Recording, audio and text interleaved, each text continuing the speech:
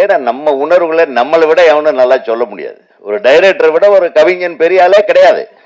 எப்பேற்பட்ட கவிஞனாக இருக்கட்டும், நான் சொல்ற ஒரு சிச்சுவேஷனுக்கு நான் வேகமா எழுதுற அளவுக்கு, நான் ஆழமா எழுதுற அளவுக்கு அந்த கவிஞனால் எழுத முடியாதுன்றத இன்னைக்கு வரையில என்னுடைய படத்தின் பாடல்களின் வெற்றிக்கார். அது ஏன் இப்ப சொல்றேன்னா, என் தம்பி உசுப்பேத்தி விட்டான். கொஞ்ச நாளாவே காதல் படங்கள் வர்றதில்லைன்னு ஒரு 4-5 பேர் வந்தானுங்க. வேற வேற விஷயத்தை கையில் எடுத்துட்டு வெட்டு குத்து ரத்தம்னு சொல்லி ரத்த கிளறி ஆயிட்டு இன்னைக்கு ஒரு 4-5 தம்பிக்கு வந்திருக்கானுங்க. நான் தான் சொன்னனே, அது என்னது, ராக்கெட் லான்ச்சர்களை கையில் எடுத்துட்டானுங்க. இன்னும் சில பேர் கஞ்சா பொட்டலத்தோட வந்தானுங்க. அதை வச்சு படம் இருக்காங்க. எங்க போய் வாழ்வியலை சொல்றதுக்கு படம்? ஒன்னா மனதை மயக்கக்கூடிய படங்கள் இருக்கணும், உறவை வளர்க்கக்கூடிய படங்கள் இருக்கணும், காதலை புன்முறுவலோட ரசிக்கக்கூடிய படங்கள் இருக்கணும். இல்லைன்னா மனசை விட்டு நம்ம மிர்ச்சி சிவா அவன் வந்தாலே சிரிப்பு தான். அடுத்தபடியாக the person I'm going to invite, இவர் ஒரு wonderful director, lyricist and actor as well. He's given us such amazing work. Udhayakumar sir சில வார்த்தைகள் பேச அழைக்கிறேன்.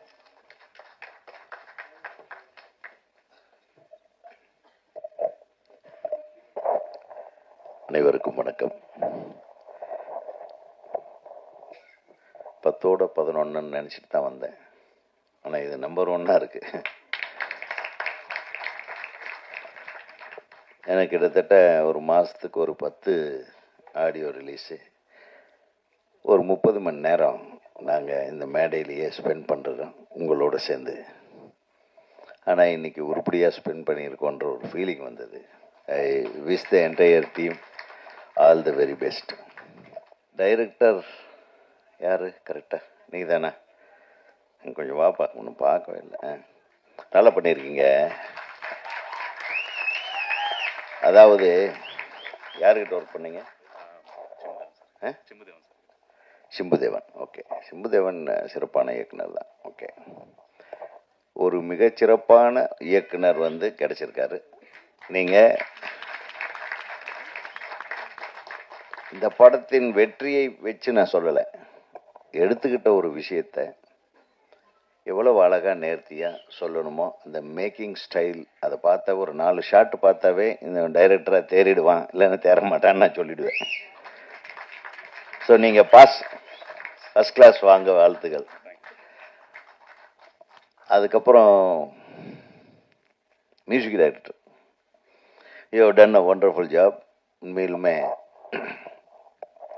ஒரு 15-20 வருஷத்துக்கு முன்னாடி கேட்குற அந்த மியூசிக்கோட இன்வால்வ்மெண்ட் அந்த டியூன்ஸில் இருந்தது. அது நல்ல இயற்கையாகவே அந்த லிரிக்ஸ் நல்ல, தம்பி நீ லிரிக் ரைட்டராகவே இருக்க வேண்டாம், பாடலாசிரியர்னு சொல்கிறவன் பாட்டு எழுத முடியாது. எமோஷனை ஃபீல் பண்ணுறவன் கொடுக்குற வார்த்தைகள் தான் பாட்டாகணும். நான் அப்படிதான், கண்ணு வலது கண்ணு தானா துடிச்சதுன்னா ஏதோ நடக்கும்னு பேச்சுன்னு எங்கள் அம்மா தான் சொல்லுவாங்க. டேய் வலது கண்ணு துடிக்குதுரா, நீ கொஞ்சம் இன்னைக்கு விளையாட போகாதேன்னு போவேன். எங்காச்சும் முட்டியில் அடி வாங்கிட்டு வருவேன். இதெல்லாம் உண்மையா பொய்யா அதெல்லாம் கிடையாது, பட் அது நடக்கும் பாருங்களேன். ஸோ நம்ம எமோஷனலாக நம்ம வாழ்வியலில் நம்ம நடக்கிற விஷயங்களை உணர்ந்து அதை வெளிப்படுத்துகிற விதம் இருக்கு பாருங்க, அதுக்கு சரிசமமாக ஒரு டியூன் கிடைச்சிருக்கு. அந்த டியூனில் அந்த வார்த்தைகளை வெளிப்படுத்த முடியுது, உணர்வுகளை வெளிப்படுத்த முடியுதுன்றது தான் it's a combination of lyric writer and music director. இப்போ முதல்ல சொல்லுவாங்க, இளையராஜா சார் கூட நமக்கு நிறைய சிங்கில், இளையராஜா கூட எல்லாருமே சிங்க் பண்ணிக்கலாம், பட் உணர்வு பூர்வமான விஷயங்களை சொல்லக்கூடியவங்க சீக்கிரம் சிங்க் ஆயிடுவாங்க. எழுத்து கூட்டி எழுதுறவனும் கவிதை எழுதிடலாம், கவிதைக்காக பாட்டு எழுதுறவனுங்களும் உண்டு, கதைக்காகவும் அந்த எமோஷனுக்காகவும் என்னைக்குமே நிரந்தரமா இருக்கணுன்றதுக்காகவும் எழுதின கண்ணதாசன் மாதிரி பாட்டு எழுதுறவங்களும் உண்டு. ஸோ இது பாட்டு எழுதுறதுன்ற பெரிய பிரம்ம பிரயத்தனம் கிடையாது. நான் கவிஞன், நான் அப்பேற்பட்ட கவிஞன், இந்த மாதிரி லொல்லு பண்றவங்களெல்லாம் ஏற்றுக்கவே வேண்டாம். நான் அதுக்காக தான் இந்த கவிஞர்கள் பின்னாடியே போகல, நானே பாட்டு எழுத ஆரம்பிச்சேன். ஏன்னா நம்ம உணர்வுகளை நம்மளை விட எவனும் நல்லா சொல்ல முடியாது. ஒரு டைரக்டரை விட ஒரு கவிஞன் பெரிய ஆளே கிடையாது, எப்பேற்பட்ட கவிஞனாக இருக்கட்டும்.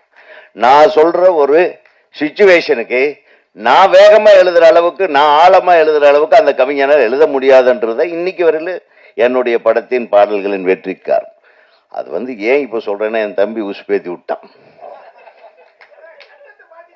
நான் கவிஞன் என்று சொல்வதை விட யதார்த்தமான வாழ்விலே சொல்லக்கூடிய ஒரு சாதாரண வார்த்தையாளன், அவ்வளவு வேணா சொல்லிக்கலாம். அந்த வார்த்தைகளுக்கு மெட்டு போட்ட பாட்டு.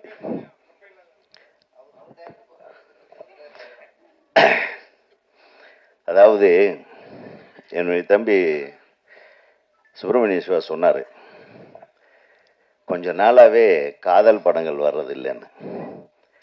ஒரு 4-5 பேர் வந்தானுங்க, வேற வேற விஷயத்தை கையில் எடுத்துட்டு வெட்டு குத்து ரத்தம்னு சொல்லி ரத்த கிளறி ஆயிட்டு இன்னைக்கு ஒரு 4-5 தம்பிக்கு வந்திருக்கானுங்க.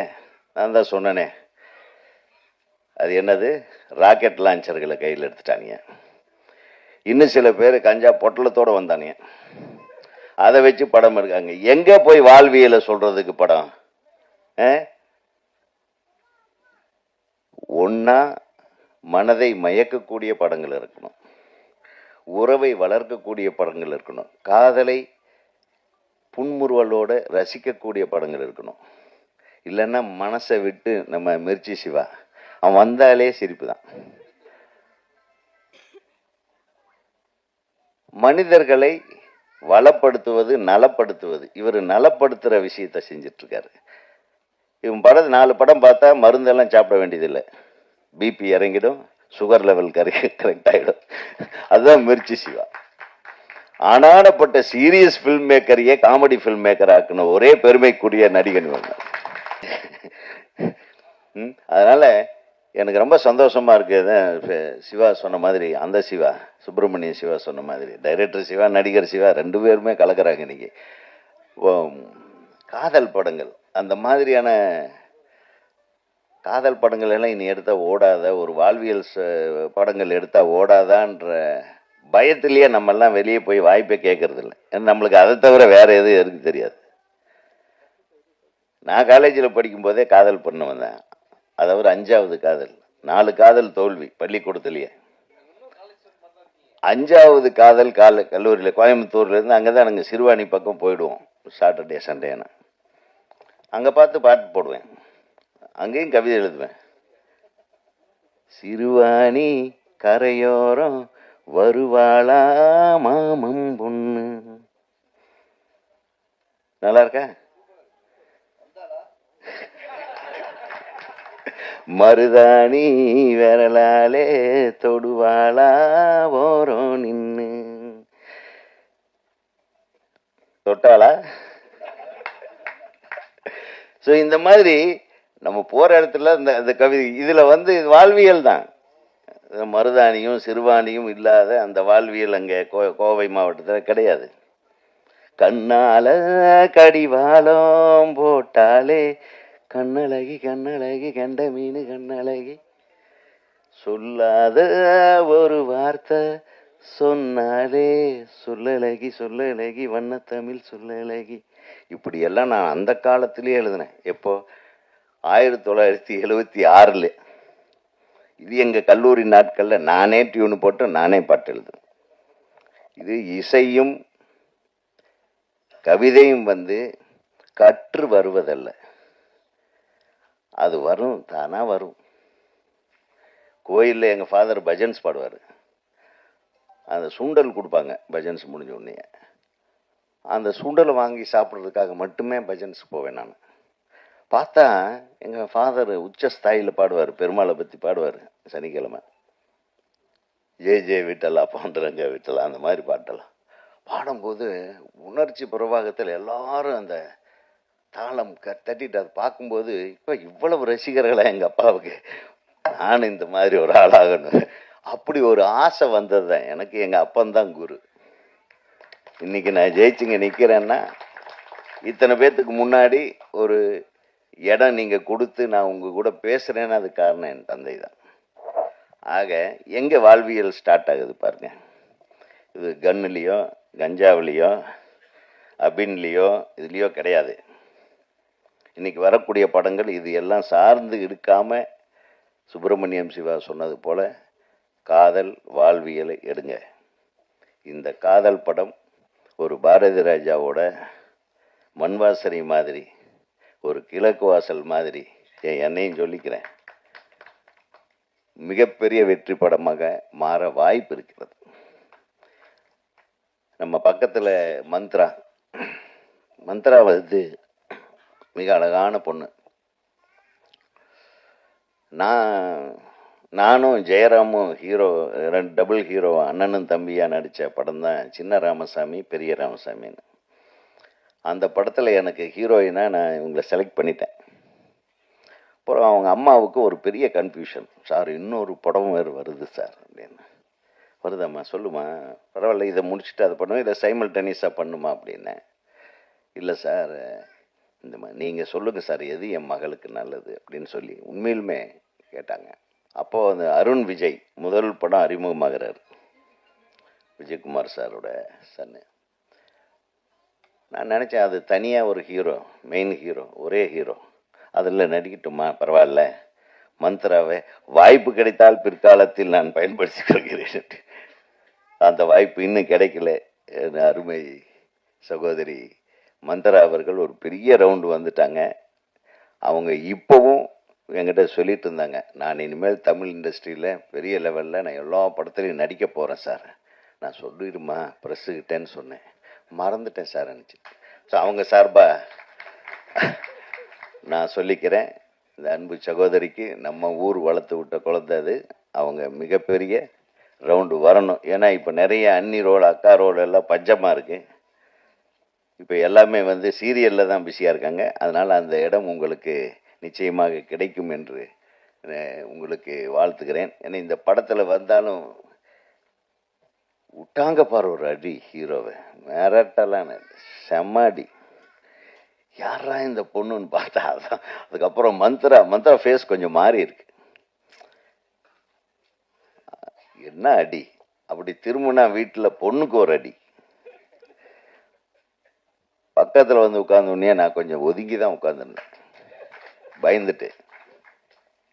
ஆக அந்த பவர்ஃபுல் கேரக்டரை பண்ணக்கூடிய அளவுக்கு இன்னைக்கு வந்து அவங்கக்கிட்ட ஒரு தனித்தன்மை இருக்குது. அதை இந்த தமிழ் தயாரிப்பாளர்கள், தமிழ் பட தயாரிப்பாளர்களும் இயக்குநர்களும் பயன்படுத்தி கொள்ள வேண்டும். அதுக்கப்புறம் நம்ம ஹீரோவை பற்றி சொல்லணும். ஹீரோ ரொம்ப இயல்பாக நடிச்சிருந்தார் தம்பி, ரொம்ப நல்லா பண்ணியிருந்து, ரொம்ப இயல்பாக இருந்தது. எல்லாரும் சொன்னாங்க நீங்கள் லண்டனில் அங்கே இங்கெல்லாம் சுற்றிட்டு இருக்கீங்களா, பிஸ்னஸ் பண்ணுறீங்களா? யூகேவா? ஓகே, வளர்ந்த ஊர் UK. Your a Tamilian. So லண்டனில் இருந்து பிறந்து வளர்ந்து இங்கே வந்து தமிழ் படத்தில் தமிழர்களுடைய, அதாவது தமிழ் உணர்வு அவருக்கு இருக்கும், அவங்க நம்மளை விட ஜாஸ்தி இருக்கும் அவங்களுக்கு. ஆனால் ரொம்ப இயல்பான ஒரு முகம், ஒரு வில்லேஜுக்கு தகுந்த மாதிரி அந்த மண்வாசனை பாண்டியன் மாதிரி அந்த எக்ஸ்ப்ரெஷன் இருக்குது பாருங்க. அது என்னது அழகான அந்த பொண்ணு, கொஞ்சம் பார்த்தா நம்ம சௌந்தர்யா மாதிரி இருக்குது ஃபேஸு. நிச்சயமாக நீ இந்த ஜோடி வந்து மிகப்பெரிய வெற்றி பெறும் ஜோடி என்பதை நான் வந்து இங்கே உறுதியாக சொல்லிக்கொள்ள ஆசைப்படுகிறேன். ஏன்னா அந்த அளவுக்கு இருந்தது. ஸோ இந்த படத்தில் எல்லாமே அமைஞ்சிருக்கு. சிவா தரர தர தரர, இந்த சிவா பண்ண லொல்லு இருக்கு பாருங்க, அவன் படத்தில் அப்படி ஒரு பியூட்டிஃபுல் சாங்கு. இப்போ ஃபுல் காமெடி பண்ணாலும் ஒரு பாட்டு மனசை மயக்கிட்டே இருக்குன்னா அந்த பாட்டு தான். அனிருத் தான் அதுக்கு காரணம். அந்த அனிருத் இப்போ வேற மாதிரி போடுறாரு, பயங்கர அடிக்கிறாரு, தாங்க முடியாத அடியா இருக்கு. ஆக ஒரு நல்ல இசையமைப்பாளர் இந்த படத்துக்கு கிடைச்சிருக்காரு, ஒரு நல்ல தயாரிப்பு, நல்ல குழு, நல்ல எடிட்டர், நல்ல டான்ஸ் டைரக்டர். அவங்க வந்து அழகா அவங்களே நடிக்கலாம் போல் இருக்கு. நடிச்சிருக்கீங்களா? அவன் நல்ல தலைமை இயக்குனர், அப்புறம் நம்ம தம்பிகள்லாம் ரொம்ப அழகாக பேசுனாங்க. எங்கே அவர் விஜய் டிவி பாரு, அவர் தங்கதுரை வந்து பயங்கரமான ஆளாக இருப்பார் போல் இருக்கு. டப்புன்னு எல்லாத்தையும் பிட்டா விட்டுருந்தா எல்லாத்தையும் உடச்சி போட்டிருப்பார் போல் இருக்கு. அப்படியே நிறுத்த சொல்லிட்டாங்க. நான் இந்த படத்தை பற்றி முக்கிய ரகசியங்கள் எல்லாம் அவர் தனியாக தள்ளிட்டு போனால் கிடைச்சிரும்னு நினைக்கிறேன். நிச்சயமாக இந்த திரைப்படம் மிகப்பெரிய வெற்றி படமாக அமைய வேண்டும். இதில் ஒரு நல்ல விஷயம் என்னென்னா, மிர்ச்சி சிவாவுக்கு இந்த படத்துக்கு என்னடா சம்மந்தம், நான் பார்த்த உடனே ஜெர்க் ஆகிட்டீங்க. நானும் பேரரசன் தானே சிறப்பு விருந்தினர்கள். இன்னொரு சிறப்பு விருந்தினர் இங்கே எதுக்குப்பா வந்தாருன்னு பார்த்தேன். நம்ம சிவா, நாங்கள் 3 பேர் தவிர இன்னொரு சிவா எதுக்குன்னு நாங்கள் பார்த்தோம். அதான் மிர்ச்சி சிவா, எதுக்கு வந்தீங்க, இங்கே என்ன வேலை அப்படின்னே கேட்டேன் நான் சிவா. ஏய் சரி, ஒரு அட்வான்ஸ் கொடுத்துருவோம், ஒன்றும் பிரச்சனை இல்லை, விடுங்க. அட்வான்ஸ் கொடுத்துட்டு போயிட்டே இருக்கும். ஆனால் நிச்சயமாக இந்த கம்பெனிக்கு சிவா நிச்சயமாக பண்ணுவார். ஏன்னா இந்த கம்பெனியுடைய தரம் தெரிகிறது, இந்த ட்ரெய்லர்லேயே தரம் தெரிகிறது. ஆனால் சிவா சொன்ன ஒரு விஷயம் எனக்கு ரொம்ப பிடிச்சது. அவருடைய மேக்கப் மேன் இந்த படத்தில் வேலை செஞ்சுருக்காரு. அன்பு சகோதரர், வாங்க, நீங்கள் வாங்க மேலே. உங்கள் பேர் என்ன? சசி. இவர் ஒரு நடிகர் பேர் தான் சசிகுமார். தேசிய விருது பெற்ற மேக்கப் மேன் இவர். அவருக்கு ஒரு நல்ல கைத்தட்டு இருக்கும். அதாவது இன்னைக்கு கூப்பிட்டா வருவாங்களான்றது சந்தேகம். நிறைய பெரிய பெரிய விழாக்களுக்கெல்லாம் எங்களையெல்லாம் கூப்பிடுறதே கிடையாது. நம்ம போனால் நம்மளை கண்டுக்குவாங்களான்றது எங்களுக்கு சந்தேகம். அதனால் நாங்கள் போகிறதில்லை. இந்த சின்ன படங்கள், புதிதாக படம் எடுக்கிறவங்க, அவங்க கூப்பிட்டா மட்டும் நாங்கள் ஓடி வந்துடுறது. ஏன்னா அவங்களுக்கு எங்களை விட்டால் வேற ஆள் இல்லை, எங்களுக்கு அவங்கள விட்டால் வேற ஆள் இல்லை. ஏதோ ஒரு மேடை எங்களுக்கு கிடைக்கிறது, நம் மனசில் இருக்கிறதில் கொட்டி தீர்க்கிறதுக்கு ஒரு இடம் கிடைக்கிறது என்பதற்காக அந்த மாதிரி இல்லாமல் தன்னுடைய மேக்கப் மேன் இந்த படத்தில் வேலை செஞ்சிருக்காருன்ற இதுலேயும் அவர் கூப்பிட்ட ஒரு வார்த்தைக்காக இந்த ஒட்டுமொத்த குழுவையும் பாராட்ட வந்திருக்கிற நம்ம மிர்ச்சி சிவா அவர்களை எவ்வளவு பாராட்டினாலும் தகும். மிர்ச்சி சிவா அவர்கள் இந்த திரைப்படத்தை வாழ்த்த வந்திருப்பது என்டையர் சக்ஸஸ்ஃபுல் இண்டஸ்ட்ரியே வாழ்த்து வந்த மாதிரி. ஏன்னா இன்னைக்கு வந்த படங்கள் அவர் படம் தான் சக்ஸஸ்ஃபுல் நம்பர் 1 ஓடிட்டு இருக்கு.